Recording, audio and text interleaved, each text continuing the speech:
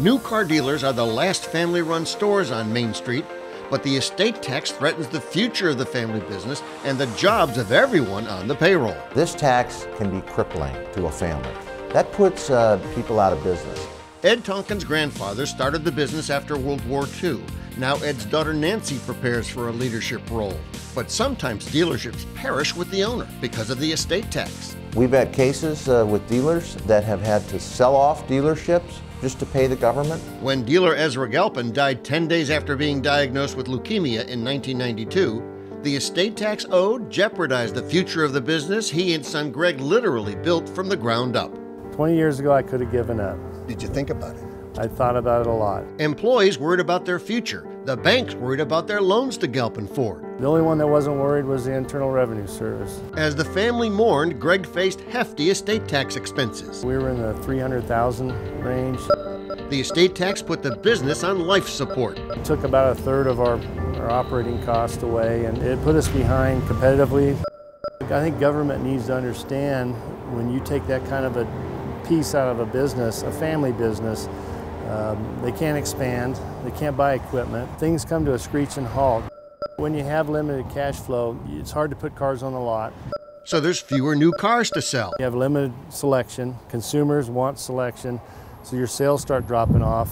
Fewer new car sales meant fewer trade-ins to put on the used car lot. Salesmen don't have things to sell. Even when he took in a trade, he often couldn't afford to keep it. If you don't have the cash, you can't keep the trades. So instead of making a nice profit by retailing a trade-in, he had to sell it for a lot less at wholesale, all to get quick cash just to meet payroll.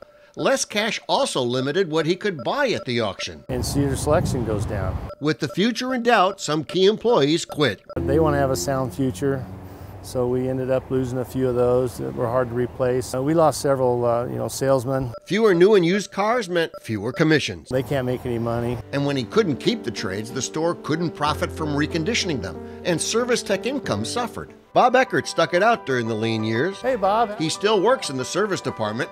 Warranty Administrator Sarah Dennison was also part of the comeback team.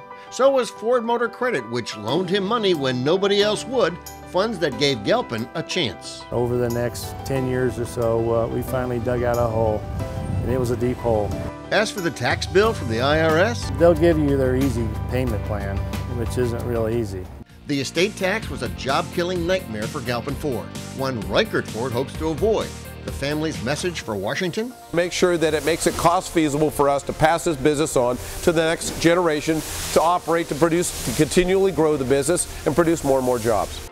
Reichert's father opened the business in 1953. Today, Red and his brother want to preserve it for their children and protect the paychecks of 380 workers. We can't penalize people for building and creating jobs, and that's what it does if you don't have proper estate taxing. Reichert's congressman agrees and said so during a recent visit to the store. We don't think you should penalize that success. We think we should zero out the estate tax, eliminate it, put it to death, but not everybody agrees. What virtually everyone in Washington agrees on is there needs to be permanent estate tax reform.